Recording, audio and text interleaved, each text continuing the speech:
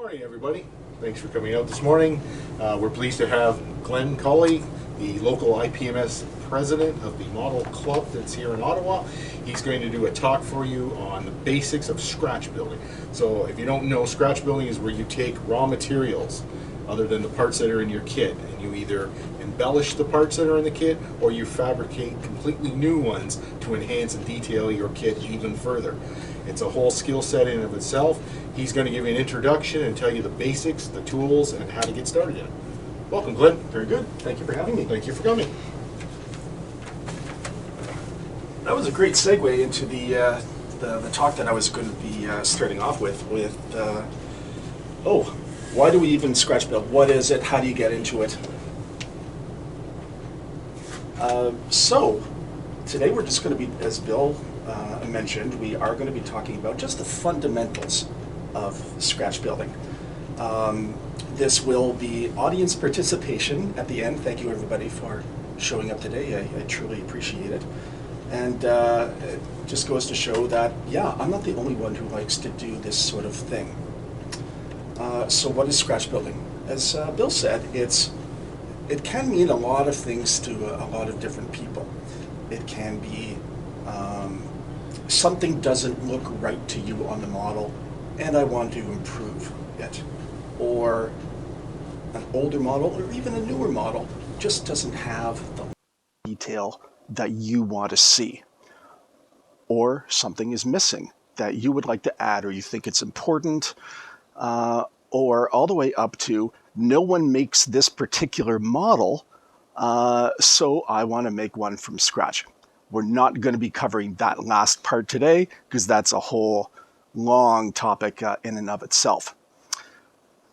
So what are some of the skills that you need to scratch build? It really can be considered an intermediate modeling skill, and it builds on the basic modeling skills like cutting, sanding, fitting, gluing, except now you're going to be doing things like measuring, precision cutting, test fitting. Some modelers might not do that sort of thing because today's models, they really are marvels of engineering. They have lots and lots of detail. Most of them go together very, very well. They cover a very broad range of subjects, and they have the detail that's already built into them. But the more that you want to get into this hobby, make models very personalized yourself. And it can be scratch building little tiny things up to great big things. So we're going to be giving some demonstration on these later on today. One of the biggest challenges that people find when they want to start scratch building things is the mindset. And that is really the ability to take a look at something and determine the basic shapes that make it up. Squares, rectangles, circles, etc. Breaking it down into the basic components and then making those things, putting them all together, and voila, suddenly you have a very nice, seemingly complicated item or assembly, and you have it in whatever scale that you want it to. One of the examples that we can cover later on is making a cable reel. And I'll just leave that up there. Now, when you're looking at that sort of thing, it could be on a ship model or on a armor vehicle. That sort of thing could come up often. Now take a look at that and mentally in your mind think of what is going to be, what do you have to make to create that assembly.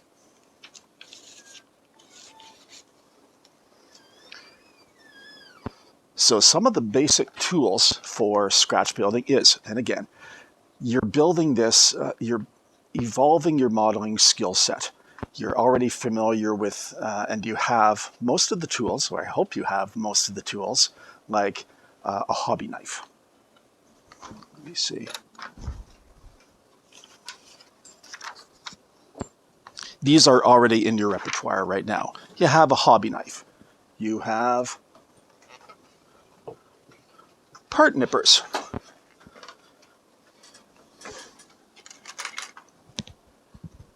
You have tweezers. What else? You have sanding sticks. You'll find that a lot of the time when you're scratch building things, you're going to spend a lot of time sanding things to size into the proper shape. Okay, audience participation. Who spends most of their time sanding parts when they're putting models together? Show of hands. Okay, pretty much the vast majority of it.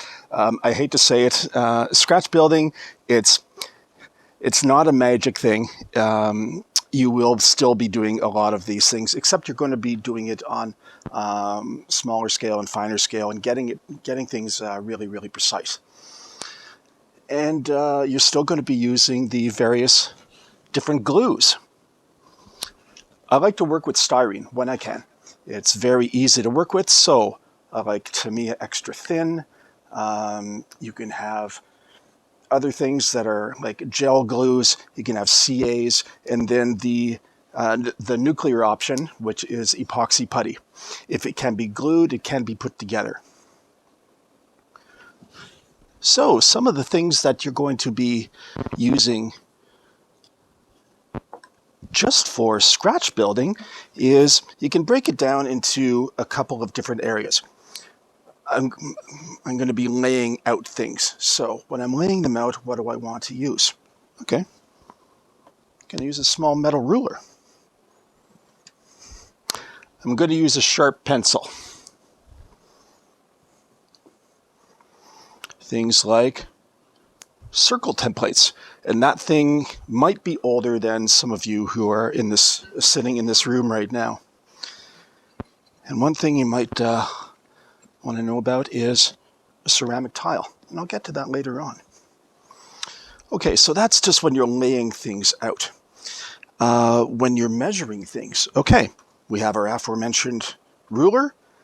And then this one is pretty much what I consider critical to a scratch builder is a set of digital vernier calipers. Those are available in hardware stores, Canadian Tire, Busy Machine Tools, and other things. Usually cost about $30, last through a lifetime. Just keep replacing the battery. They do work. Most of them do work between imperial, inch, and metric, millimeters. So you can convert them back and forth. Okay, so there's the things that we use for laying out things for scratch building and measuring things. Okay, some of the things we're going to be using for cutting. Nippers. This is one of my favorites. Let's see if I can put this on screen. That's a miter box. And show of hands, who has a miter box and uses it actively? Okay, about half the people here. And a miter box is used for cutting things at 90 degrees or 45 degrees. And that's pretty crucial when you're scratch building. Okay, we got some razor saws. Big ones, little ones. All depends on how fine the parts are that you're going to be working with. What else do we got here? If I'm working with styrene, scribers.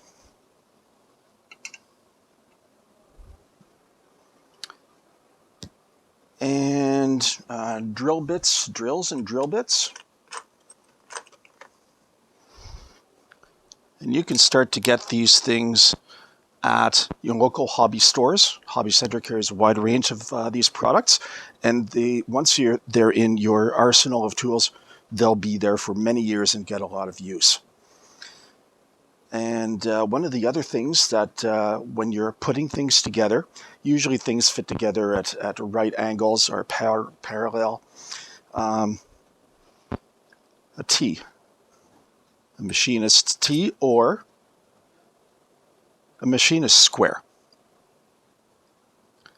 Now, once you have these sort of things, and I can show you how to make a very quick and easy version of these things, so you don't have to spend a lot of money. And I can show you that trick later on. And finally, one of the big things that I find is very helpful is a notebook. The more that you start putting things together, and everybody's going to have successes and everybody's going to have failures. Usually at the beginning, when you first start off with scratch building, the failures kind of, outweigh or outpace the successes. So as you are building your models, as you are so inclined, mark things down. Say, I tried this. I tried to glue brass tubing to a piece of styrene using liquid cement. Oh, it didn't work. Okay, you might want to mark that down. Or I used this particular type of plastic, and for this particular application, it worked great. Or I used some Lexan that I found discarded outside the plastic shop in Ottawa. It didn't work with the glue that I had, and that sort of thing. So the more that you document what you did, or better yet, take pictures. If you're so inclined, post the progress of your builds in a photo album. Say, here's the step that I made to create this particular part. I used this piece of styrene, I used this piece of brass, and here's how I put it together, and it worked out well, so I might use this going forward. There's a couple of benefits to recording your work, is it keeps it fresh for you. It lets you refer back to it. So if you have similar projects that are down the line, you can refer back. You can see what you did, what worked, and you can do that again. If you want to experiment with putting things together, fine, go for it. And the other thing is, if you broadcast this out to the modeling community, other people can learn from that. Hopefully they'll share their own builds and share that forward. I'm a firm believer in sharing the knowledge forward, paying it forward to the modeling community. Don't hoard the knowledge that you gain. When you do something and you're proud of it and it works, share it with as many people as you know or want to. Other people will take that knowledge and they might improve on it. And then things keep getting better and better, and we build a better community for that. When I look at the crowd here, there are a lot of people whose skills and knowledge I have benefited from many times over the years. And I thank you for all the people who have put out that content. Okay, so that's some of the tools that we're going to be using for scratch building. I'll just get these out of the way.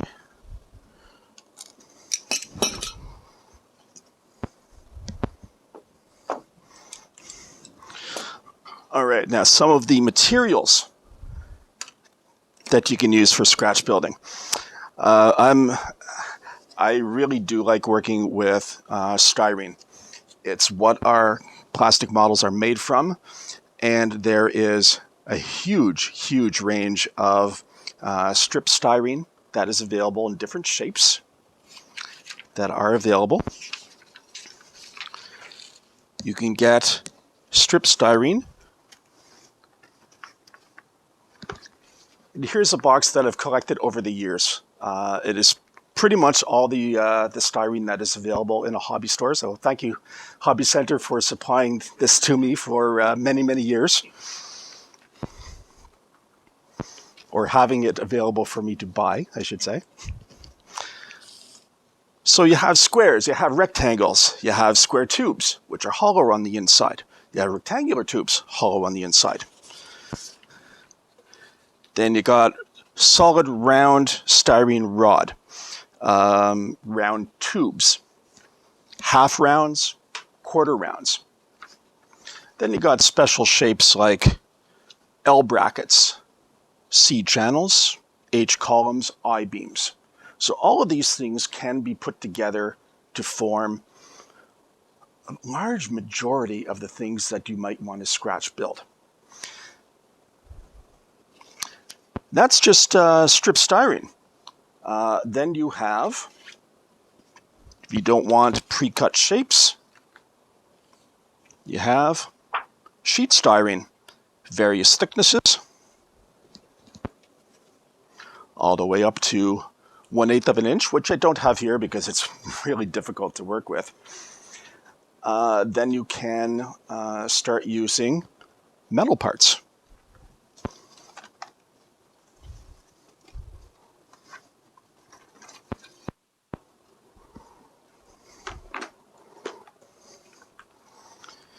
And this industry really is very good for supplying a large number of raw materials.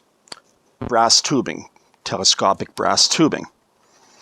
You can get things in brass, you can get things in copper, you can get things in aluminum, I believe.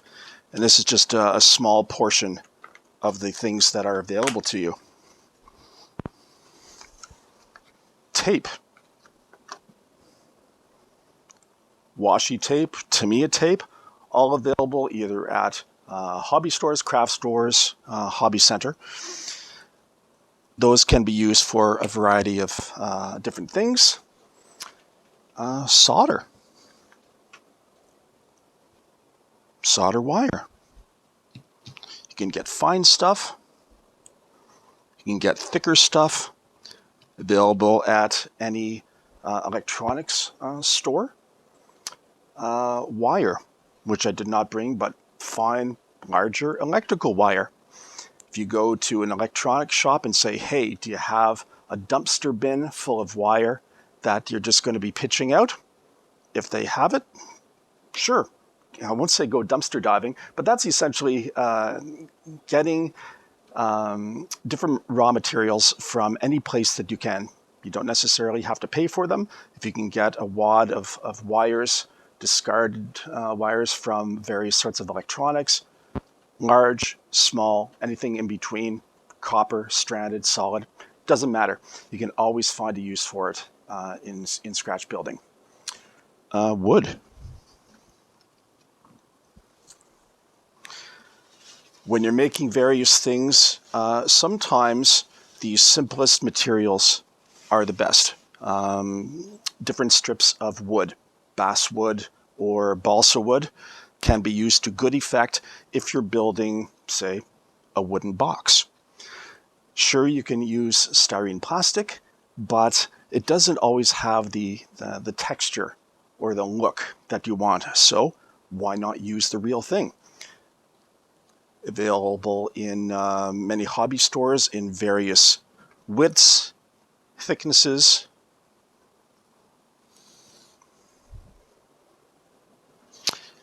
Epoxy putty, which I do not happen to have. It's a two-part putty. Okay, show of hands. Who has used epoxy putty to create things? Okay.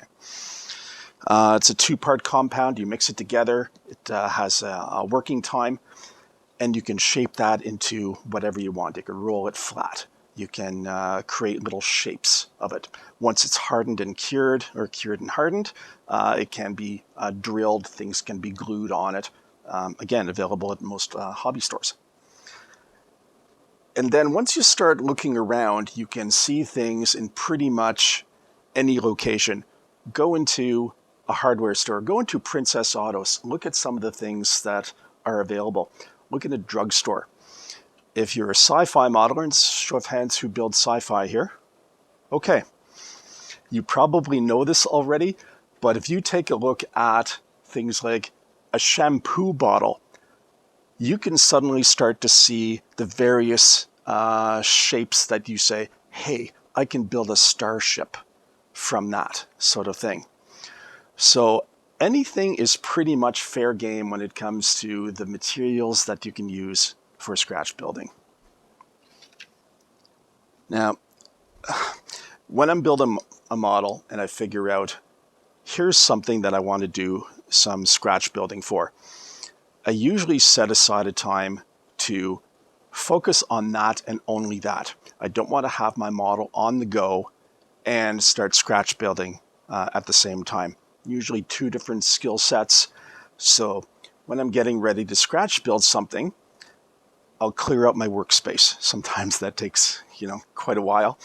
So I'll make sure that it's clean and uncluttered, that it is well lit, that I have a good pair of glasses that I can use to see. When you're dealing with various different scales, show of hands, who does work mostly in 1/72nd scale? Okay.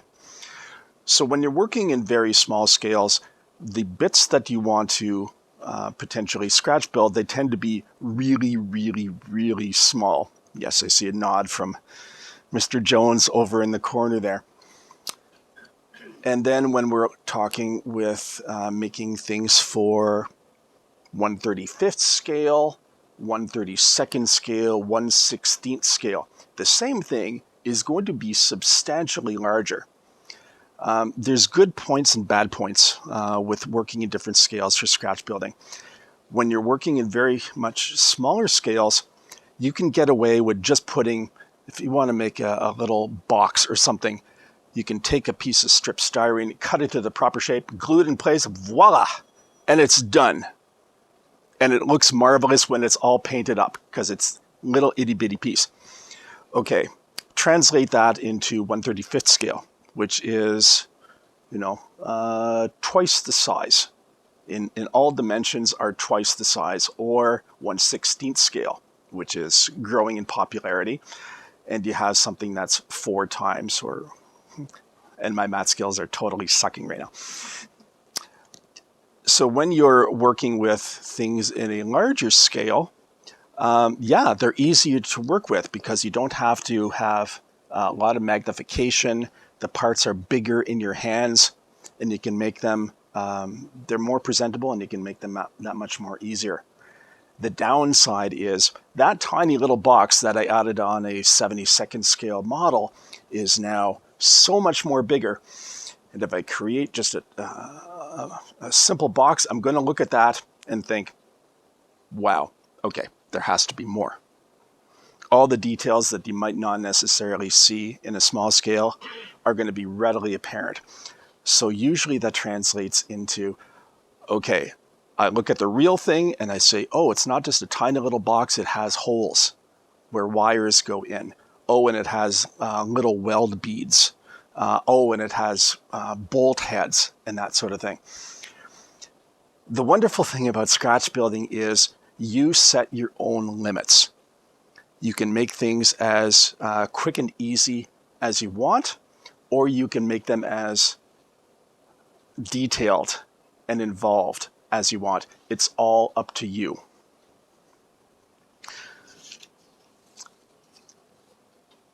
What I'll do before I start a project is, aside from setting up my work area, I'll hopefully done some of my planning beforehand. Okay, I've scoured the internet. I find this little junction box, to go with the example, on this aircraft. Some little junction box that a lot of wires will be going into. And I'll start comparing these, comparing the size of that small item to the rest of the aircraft. So I have a good idea of the size that this thing has to be. So yeah, math skills are fairly important, as well as having good reference materials. If you can have reference photos of something from all different angles, so much the better. Then I'll start making my notes in my notebook and saying, okay, here's my little junction box. I'll sketch it out and I'll start putting dimensions on it and say, this is the size that I want to work towards. So once I have that down, then I'll start figuring out what are the materials that I'm going to be using to fabricate this. For the most part, I like working with styrene. It's very easy. It does have its limitations with strength sometimes and the amount of detail that you can carve into these things. If you need to make a lot of identical pieces, like a storage box for ammunition has wooden slats, you can set things up so you can make one and then quickly replicate them using things like a chopping block. So if I wanted to replicate a whole bunch of wooden slats that are on a deck like this, I can use a chopper. These are available at any fine hobby establishment. Some are better than others, but this will work on wood, this will work on styrene plastic. I'll extensively use a miter box. When things are going to be cut and joined together, I want to make sure that things are at right angles. So I want to use a miter box a lot of the times. Cardinal rule, and this comes from carpentry and a lot of different areas. Measure twice, cut once. In my case, it might be measure 3 times, cut once, because I don't want to be caught with putting all the effort into making little pieces, individual pieces, the wrong size, putting them together and figuring out, whoa, I'm way off. Okay, even if it's just a millimeter or an inch, it doesn't matter. I hate starting things over, but inevitably, most of us always do. Make the simple parts first. Get them out of the way. When you're cutting the individual parts, make them slightly longer. If I have to cut a length of strip styrene, and it has to be a certain length, cut it slightly larger. Never try to cut it on exactly the right dimension, because inevitably you're going to find, oh, I cut it short. Or the end is not quite flush and I have to, use a sanding stick to get things 90 degree, and then voila, the part is useless because it's a millimeter too short. It's like when you're trying to level a rocky chair because one of the 4 legs is a little bit too short. So you end up cutting all of the other legs to match, and then suddenly you have a chair that's 3 inches off the ground. No. So cut things a little bit larger than you have to, and then sand them to shape. I'm going to call attention to this wonderful sanding stick that I use all of the time. Available here at the Hobby Center. It has 4 different grits, and I'm not sure what the coarseness of them. One side has 2 coarse grits, and the other side has 2 fine grits. I use these a lot because it's so much easier having one item that I can just sand in the proper area, and it saves me from buying a lot of separate sanding sticks.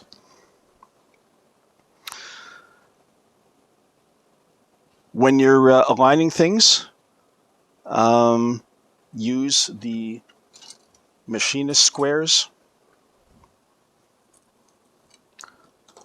or the T's, and these are very, very simple devices that you can pick up or make your own. And especially when you're building larger projects that have a lot of area, like a box for the back of a truck. If things aren't aligned, things get pretty wonky, and then suddenly, it's all twisted, and you're wondering why. Well, because at one point, the pieces weren't exactly the right size, or they weren't aligned properly, and suddenly you have something that's not quite usable. When you're cutting sheet styrene, such as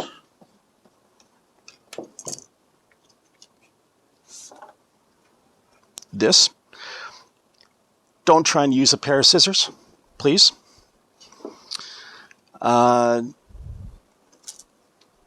Use a scriber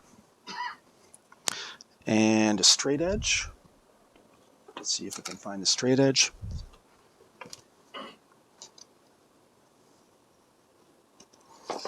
Scribe it, snap.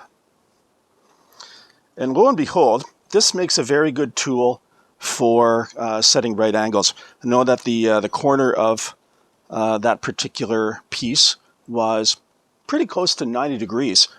So by creating this, voila, I have a small handy tool to create for checking right angles. Yeah. I usually use a number 11 blade for that, but I find that it almost kind of pushes the material up at the edges. So It does. The scriber just carve it away, so you end up with a much nicer edge. Yeah, a scriber will. Actually, let me show you. I'll write a little diagram here.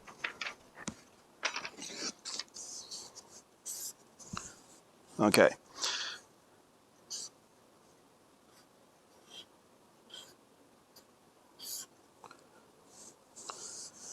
When you're using a hobby knife to create a gouge, this is essentially what you're doing.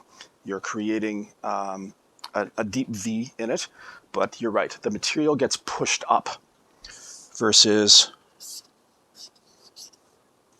when you're using a scriber, and you can see here, a little bit more demonstration, and watch the little curlicue of material. See the little pigtail of material that's coming up? There it is right there.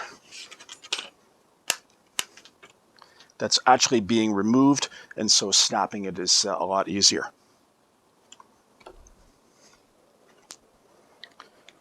So aside from cutting things and scribing pieces of strip styrene, some of the other things that you're going to be doing is drilling holes.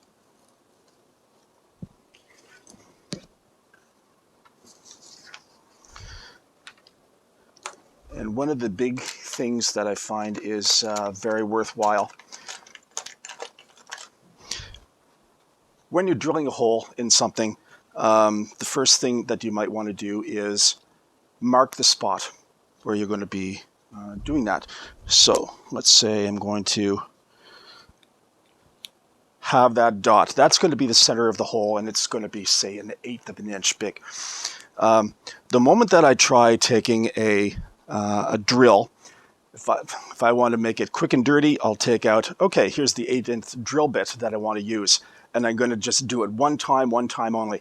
Not usually a good thing to do. Because the first thing that you're going to find is I put my giant drill bit onto the plastic.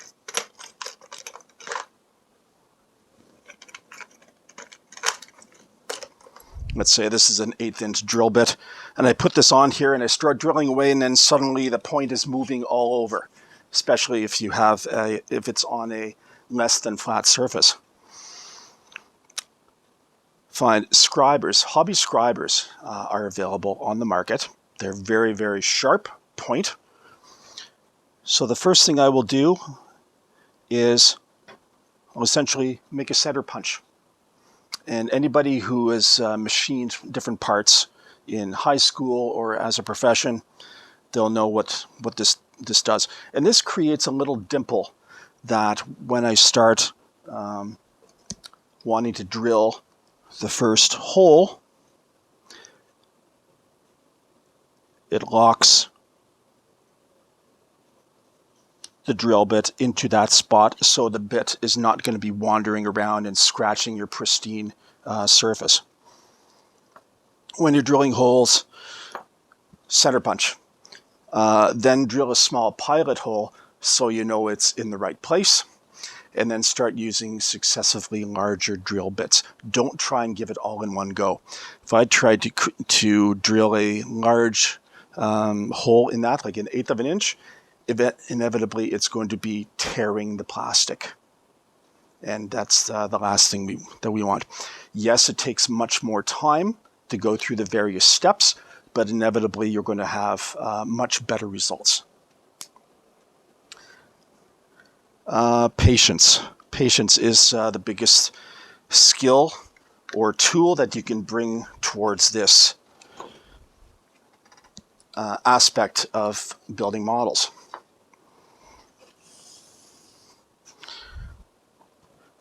So one of the things that I showed you earlier, and I thought, oh, we'll just do a short little experiment, is a cable reel.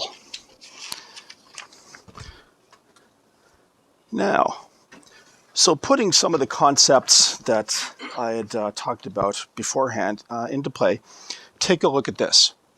When I see this, I don't see something that's very complicated at all. What do I see? I see a piece of tubing. I see 2 round discs. And I see 2 trapezoid sides. And that's the mindset that you want to try to get into when you're scratch building. So with some of the materials that I have here, let's see if I can fabricate this. So just out of my materials box, grabbing a piece of styrene tube. That's approximately the size that I want to work with. And I will grab in my miter box and my razor saw. Yep, okay.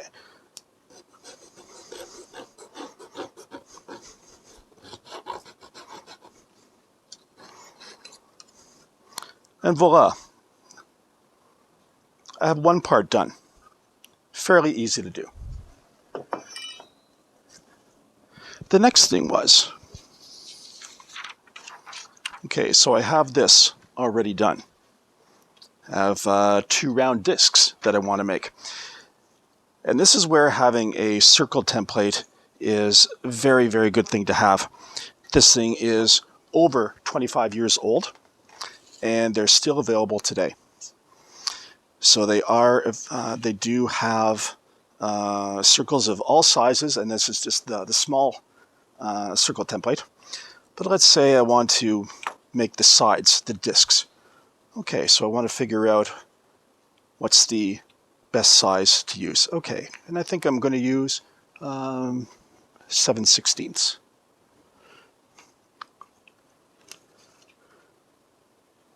So I'm going to use a pencil.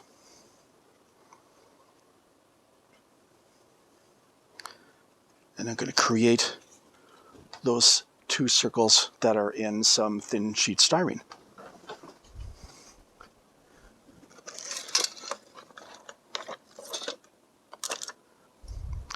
Then what do I do with that? Then I can cut these out.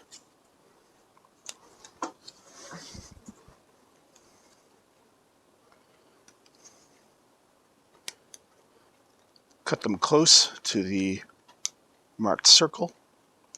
And I'm sorry I didn't have this done beforehand.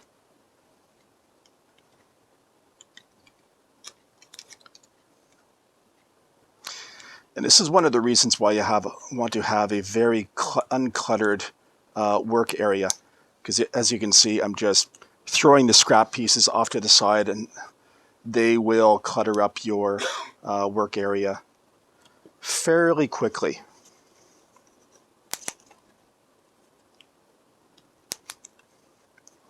I don't recommend doing this at home, tearing apart plastic, but for the purposes of this demonstration, it works quite well.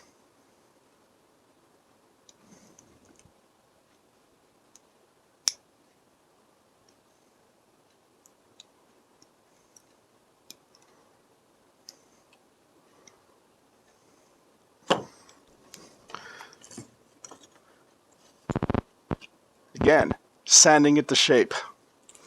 And this is usually the tedious part. So I'll just make a rough go at it just to give you an idea of how this is going to look.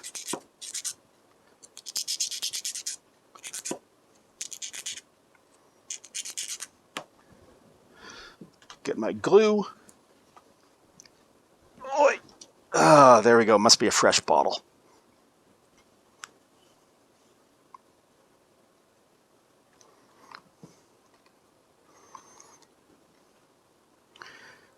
And a wonderful thing about the human eye is you can pretty much tell when something is centered and it has a gap that's fairly even all the way around.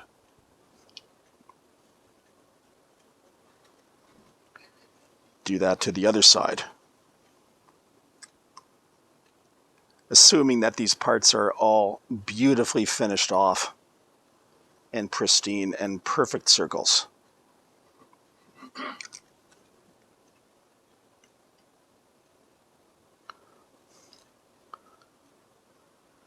Okay, is it starting to look like a cable reel? Yeah, kinda. Okay, but there was some components that were missing, and that was the two sides that are holding these things. Do companies make these pre-made? Absolutely not. So we're going to make that ourselves. When I see a trapezoid, I see starting off with a rectangle. Okay, let's start with a piece of strip styrene. Cut it to what you think is the proper length.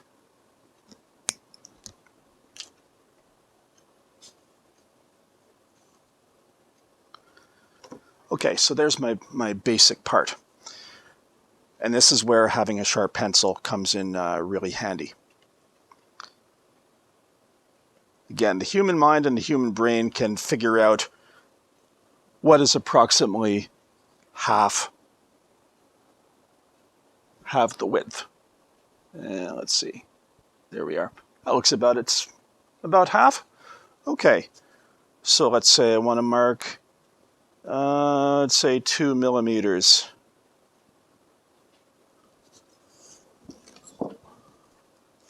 At the top, because the top is narrow. Then you get straight edges and you start marking things up. And I'll bring this in for a close-up after I'm done here.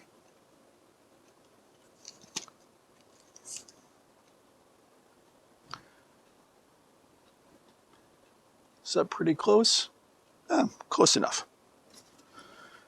Then you start trimming your parts to size. Again, don't cut it exactly on the lines. Cut it a little bit more, so there's a little bit of material to remove. Is that on camera? How's that? All you see is my large hands.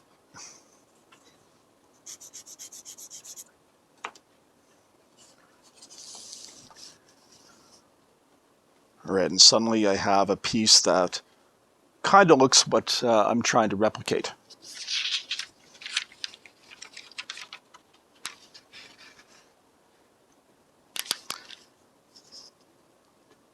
Then you just take the same material that you were working with,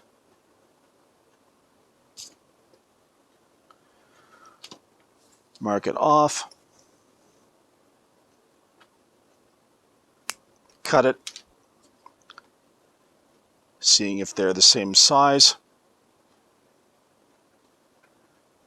and if not, then you start sanding them to size.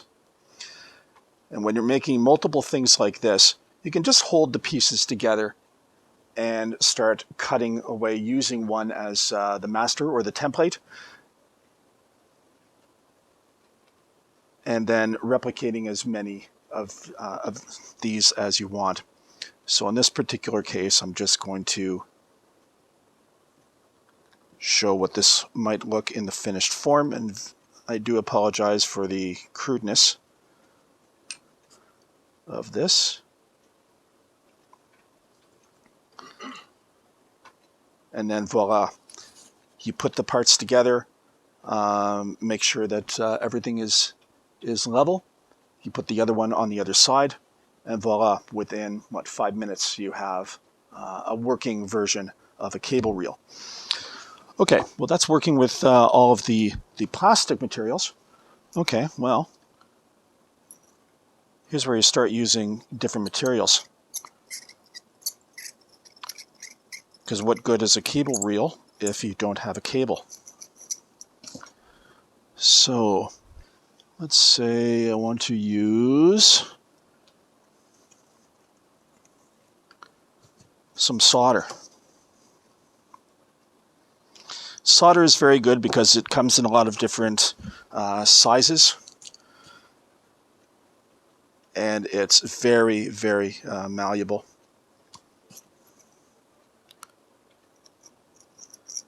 So if I drill a small hole,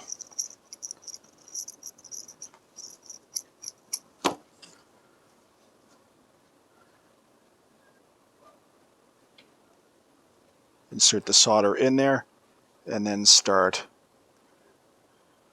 winding it up.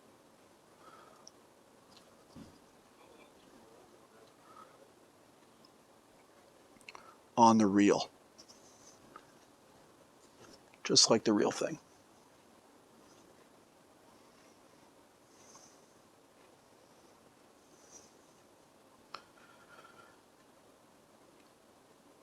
So this is just a very rudimentary way of showing the different skills that are required for scratch building. And what we covered today was some of the different mindsets that are required. Is one, don't be afraid to try different things. Use the materials that are available to you, either at hobby stores or hardware stores. Most of the tools that you have for building scale models are a very good start. You're just building upon that. And being somebody who is a self-professed tool hound, you find that the more that you're in this hobby, the more tools that you're going to be building up. Show of hands who has a large variety of tools that are in their toolboxes. Okay, pretty much everybody here, as to be expected. The materials that they're working with available at various locations, hobby stores, hardware stores, craft stores, and the like. And anywhere that you go, look in a pharmacy for things that catch your eye and think, hey, can I use that as a scratch building material? And the last thing I'm going to part with is, sorry, let me get this out of the way here. So I wanted to work with something. I found a pill bottle. Or sorry, this is a blood sugar strip bottle. And I thought, oh, okay, I could probably use that for something or other. And then in the end, I turned it into this. If I can cut it and if I can glue it, I can make something out of it. Now, hopefully when you take a look at this sort of thing, you'll say, oh, okay, I see he used brass wire that I happened to cut. Oh, I see that he drilled some holes into the cap. And I'll see various things of strip styrene that are cut to size, shaped appropriately. And suddenly, you'll see that there's not so much mystery in scratch building anymore. If you can get into the mindset of breaking things down mentally into basic components, working at them one at a time, it's not so overwhelming. It's more time consuming to put these things together. Yes, fine. But in the end, you end up with a pill bottle turned into a watertight storage container on a submarine. So just to go over what we covered here today, what is the purpose of scratch building? Making something out of nothing. It's not just adding detail. Well, it can be used for adding detail, but it's working with materials and ideas that are not part of the model kit, and you want to make it for whatever reason that you do. Building on the skill sets that you have, evolving your stash of tools, as it were. And the more that you do it, the easier and quicker that it will become later on in the future. So I think I could end it there. So thank you, everybody, for your attention here today. And I guess I could open up the floor to questions that anybody has. Good day. I've noticed the last few years I'm accumulating like a shoe-sized box or even bigger of various pieces of plastic. Like you say, the pill bottle, and it's sometimes in the strangest places. I opened up a curing pod, and some of them have what seems to be like a small filter type inside. Mm-hmm. you know, I look at it sometimes and I say, oh, maybe I could use that to build this, build that, and my box of That's- little odds and ends seems Yep. to build. And also, I guess, a lot of us have computers, we have hardware pieces like peripherals that break down, can't use them. Mm-hmm. There's some wire, Absolutely. cut off the wire, Great source. you know, like I've got a huge enough box of various sizes from like hair size to like the size of my thumb. Yep.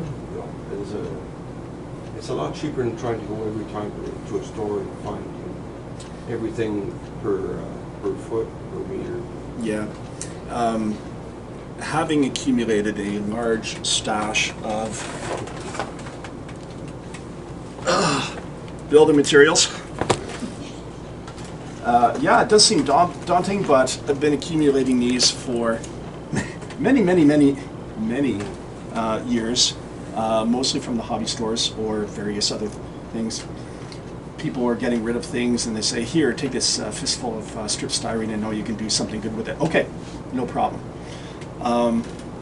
When you're starting to build very small pieces that are very intricate, and again, you can add as much detail as you want to, you'll find having pieces of styrene or brass or fine wire or anything like that of the proper size, it makes life easier than having to constantly cut things apart and put things together. So I have pretty much the entire range of evergreen strip styrene in my collection. And I know that these things are measured in imperial. A strip of 40 thou. Yes, we are in Canada, but yes, all the scratchbuilding materials that we have are still in imperial markings. And you find that, okay, if you want to start designing your things and marking them down and work in imperials, nobody's going to hold it against you because the materials that they're using, they're sized for that particular thing. And you'll be surprised, after working with these things for a few years, you'll be able to tell, oh, okay, well, I can use a strip of 15 thou by, 60 thou, and be able to identify the pieces and the materials that you're going to be working with. Go to Michael's. Michael's is just has some of the greatest stuff. It has chains. It has beading wire. All of these things are fair game for scratch building. Questions? Other questions? Glenn, in a pinch, do you make your own rivets? Rivets, you mean little indents or the ones that are sitting flush? Like dome top? How do you do it? I've never actually made my own. I usually rely on commercially available products. If it's, say, an aircraft that has a row of rivets that are very evenly spaced, all the same size, I will try and find a commercially available product, usually resin on resin decals, where there's a strip of black dots that are raised rivets on decal paper. And those have been available for quite a long while. If you have to make individual ones, there's a real quick and dirty way you can do that. If you can drill a hole small enough to fit it in, we'll take a piece of styrene rod and we'll hold it close to a candle until the end. It mushrooms a little bit, and then I'll cut that off and put it into the hole. Now, there's no guarantee that the next one that you do is going to be exactly the same size, but in a pinch, that will get that done for you. Yeah. I was just going to say, a lot of us here are aircraft modelers, armor modelers, or car modelers, but don't be afraid to go into the train sections. Oh, And don't. look for Please. pieces like Tishi trains and stuff, make those little rivets that you can just drill and put it. The railroading railroading department just opened up it fast. Oh, We have detailed indeed. plans. I went to my first train show with Paul about 2 weeks ago. About 2 weeks ago. I thought I was going to be bored out of my skull, frankly, because railroading as a hobby really does not have a lot of appeal to me. But then I started looking at some of the things that they're offering. Sheets of styrene that have, it's carved in the side of the rail cars. They have the grooves in it, or the overlapping shingles, or whatever you call that. Or rivets, like you say, Grant Line rivets. Those things are all available.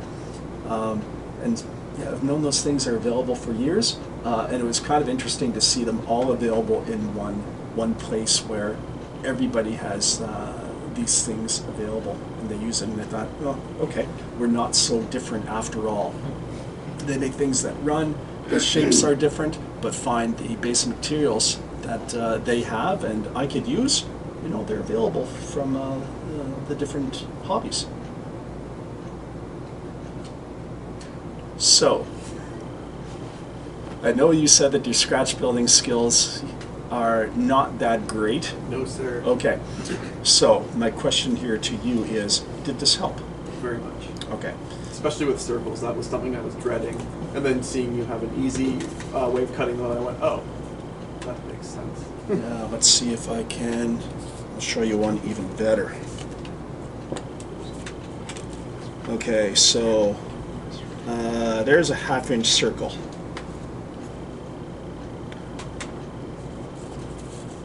There, using the circle template, there's a 1/2 inch circle. Okay. Now, I need to find the center of this circle. How do I do that? Well, it's my guess, by God. On the circle template, they have hash marks that are at 4 different quadrants of that circle, and all the circles have that.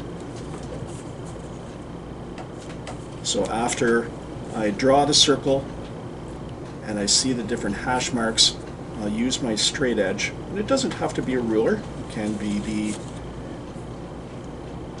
edge of the circle template.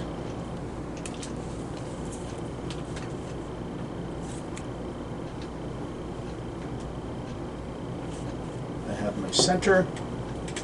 It's very fine, I'm sorry to say.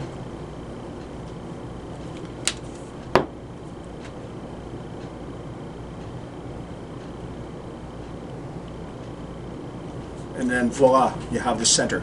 If you need to put an axle in there using styrene rod or brass tubing, okay, I've just marked it, and we're off to the races. Please go ahead and get one of these things.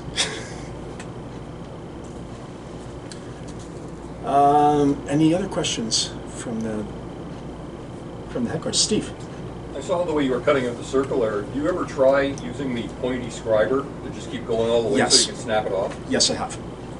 Yeah, I have, and it's a circle template cutter. It's one point with the arm, the outer arm, that you can have a blade on it, and you can adjust the radius. And it's usually not meant for these sort of things. It's usually larger circles. Yes, absolutely, I have used them. It's a great idea. Sometimes the circle cutter is difficult to use because the blade tends to, I want to curve into the inside of the circle instead of being the full distance. It's an acquired skill to use them properly. If you have ones that actually have like a number 11 cutting blade on the outside, they tend to be more difficult to use because they want to carve their own path as you're twirling the circle template around. The ones that I find are much easier to use are the ones that have a sharp point, like the scriber on the end. And you can twirl those around, and it makes a tiny little groove, and it's easier to control. Then you can make it a little bit deeper by putting a little bit more pressure, and inevitably you're ending up with a much cleaner circle. But yeah, I've used those sorts of things before. I'm amazed that there's not a punch and die that would be that big to to use. I guess they don't make them that big. No, they would be ridiculously expensive to create. When I'm creating, to go back to Greg's question, is not necessarily rivets that I'm creating, is if I want to create bolt heads, like hexagonal bolt heads. I'm trying to think of the name of the manufacturer who makes the... May. May. No, this is actually... Master Club makes resin ones. Master Club makes resin ones, and yeah, thank you. So pre-made details, no problem. But there is a company that makes actually a punch and die set. Oh. Yeah, Waldron, that's it. They're horrendously expensive, very hard to get hold of, but I found one, somebody found one from a IPMS USA Nationals a couple of years back, and it had hexagonal bolt heads that were 0.8 of a millimeter all the way up to 1.4 millimeters with the die and then the individual machined punch.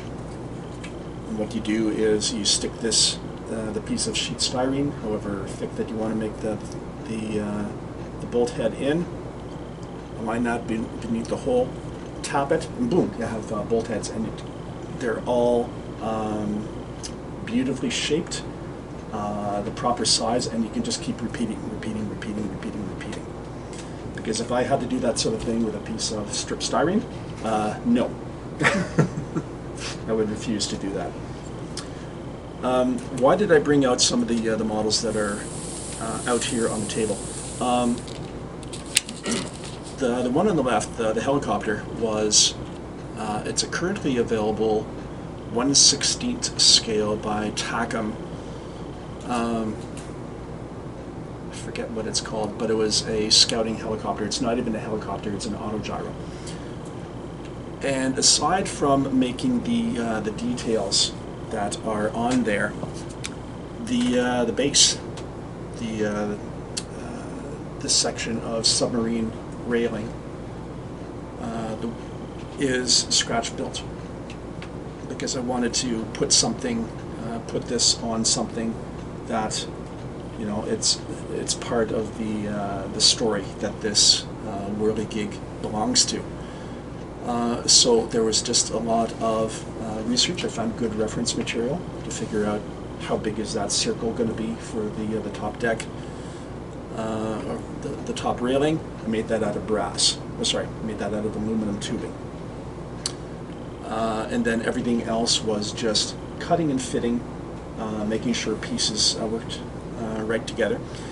The one thing you'll find about scratch building is sometimes you don't get it exactly historically perfect every time. Because it is manual labor, there might be some variances between one part and the next. For me, that's fine. If it looks good enough, that's fine for me. But in that thing, I started using metal, I started using wood for the seats that are lower on down the railing. I do have skills in soldering, so I was able to solder some of the metal pieces together for the landing platform. Did I mess it up the first time? Absolutely, horribly. And it was a little bit soul-crushing when I found out that the work I spent so much time on wasn't going to be great. Okay, no problem. I wasn't in any rush, so I looked at my notes. I figured where I could make improvements, and inevitably came up with that. The other one that's in front of me, there's not so much scratch building on the part of the submarine itself, but the entire deck, the entire base, that is completely scratch built. I'll modify that to say these cradles, I worked with a local 3D artiste, who unfortunately is not here today, came up with the design for these cradles, and he did 3D print them off the information that I supplied to him. But everything else is pretty much scratch built.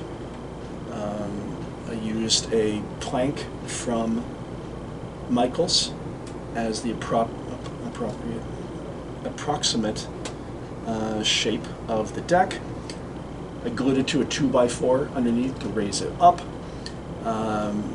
Basswood sourced at the hobby center here to make all the planking, stained with teak oil just so it looks realistic because they were on teak decks.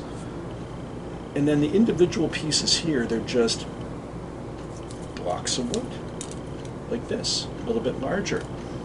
The cords were elastic beading cable that I found at Michael's. The bottle screws or the turnbuckles, again, this was created by the 3D designer. Printed those off and strung them all together, made it look fairly realistic, and boom, this is what we end up. So when you look at this as it sits here, there's a lot of very small pieces that got put together. They got figured out what's the best materials that I can use, and everything was available to me fairly readily. Once you put them all together, it looks fairly impressive, but the way that these things went together, it's the same ideas and the same mindset. Look at something, figure out the size, what's the best material, scratch it up on paper, and see if it works when you put it together. In this case, fortunately it went together fairly well the first time, but these are the sorts of results that you can have. Break it down mentally, work small, make the simple parts first, and tie it all together, gluing everything together. Any other questions?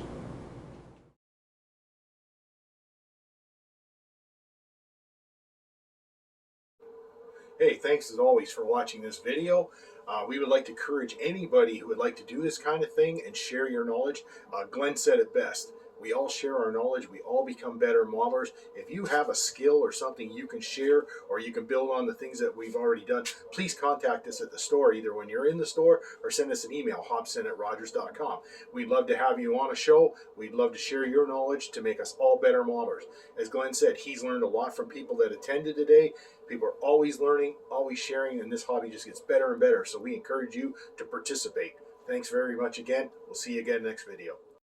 Okay, don't forget, please subscribe, slap that bell, hit that like button, and join Team Hobby Center.